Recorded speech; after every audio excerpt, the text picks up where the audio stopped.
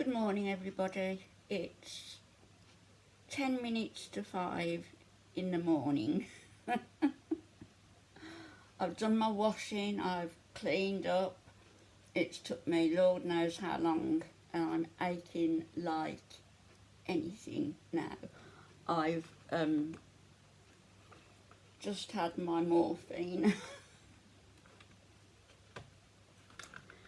Not sure whether the physio's coming today, but I think I've done enough physio this morning to last me for a week, and I'm in a bit of pain now at the minute. Come on, really, this early. I got my cup of tea.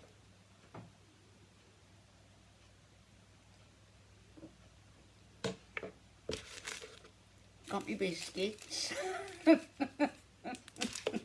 Oh. What am I saying? It's early.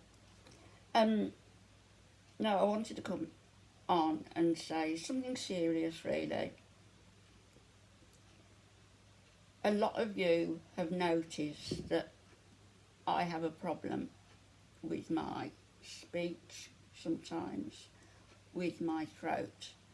And a lady asked me in the comment section, do you have Barretts Esophagus? Well, I do. And what that means is I've got precancerous cells in my throat. And every so often I have to go and have an endoscopy to widen the gullets. The way I found out about it was many years ago now.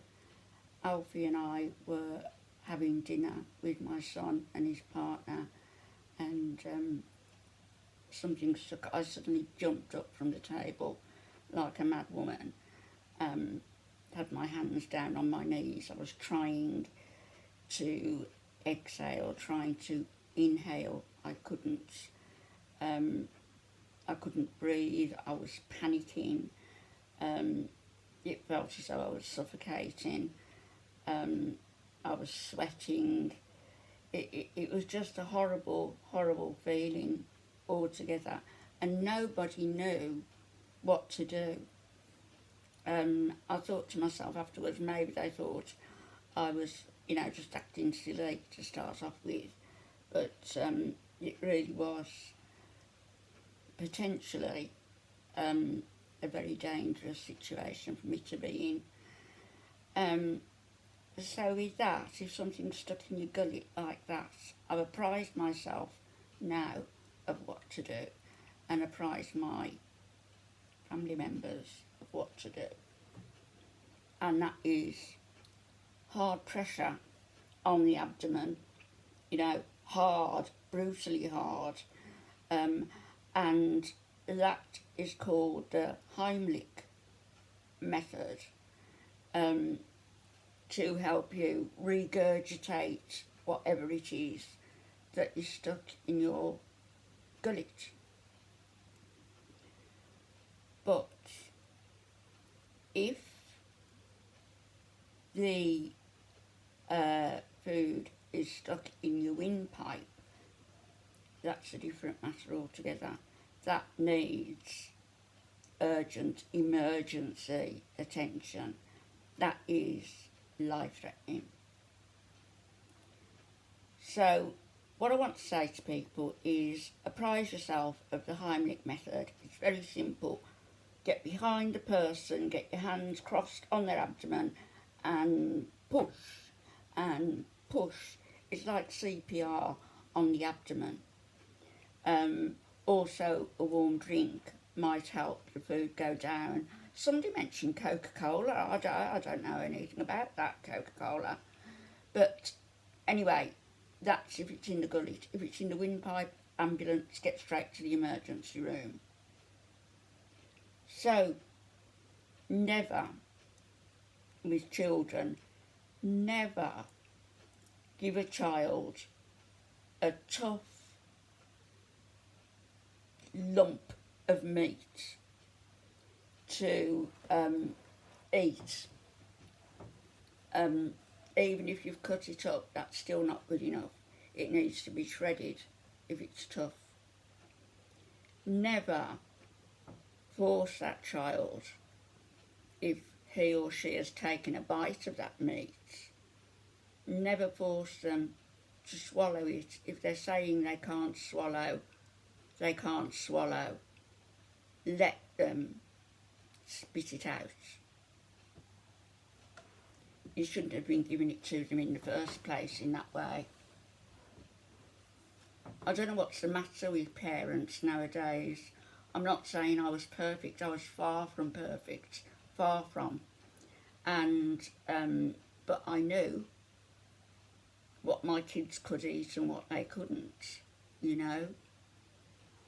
Mashed potatoes was a favourite with them. Sausages was a favourite with them. Sausage and mash, bangers and mash, and beans. Baked beans, green beans, peas. They loved broccoli. They loved cauliflower cheese. These are the things that kids should be eating, the protein, and also for their palate. You know, I'm sorry, I'm moving around. I can't get comfortable with this leg. These are the things that you should be feeding them, and never, please, never, ever, ever force a child to eat a glob of meat that's stuck in their throat. It's your fault for giving it to them in the first place. I'll come on to table manners and something, but it's very early in the morning now, and I don't want to wrap it on for too long. But you know, I notice things, and I notice that a sibling might decide to snitch on said child and throw venomous looks at the said child for not eating in a manner that she, the sibling, approves of. You're a sibling, not a mother. Not a mother. And nobody likes a snitch, do they? I understand that there's sort of been, how do I say it? Very open, animosity is too strong a word, but very open, almost dislike of a certain child, whilst another child gets absolute all the attention and is told how wonderful she is constantly, and the other child, you know, reverts to baby talk in order to get attention. It's not right. It isn't right.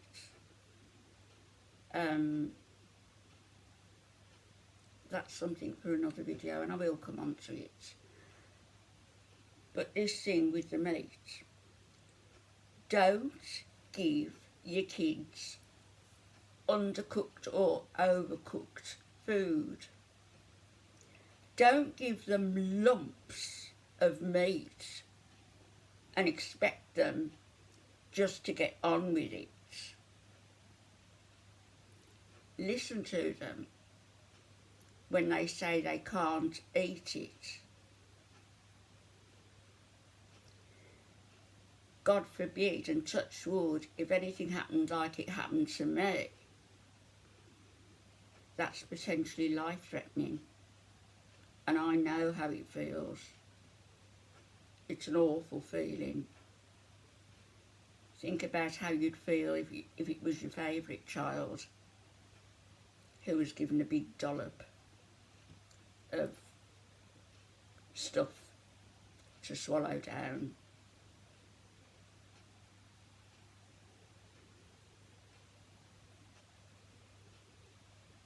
all of your children, all children are our children, every one of us. And when people put their kids on YouTube, people are going to comment in comment sections. If they want to comment on a particular video and those comments are highly censored, they're not going to be able to. That's why I open up my channel, so people can have a say. I haven't seen anybody be mean. I've seen people who are concerned as I am concerned. All children are our children.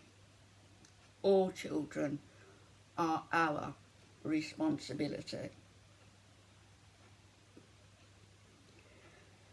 And when we see something wrong, we should point it out. And the parent concerned should address it. Gonna have my tea, my biscuits now. Back later, my darlings. Have a lovely day. My son's coming today and staying overnight tonight, so that will be nice, and looking forward to that. I'll speak to you later. Bye bye.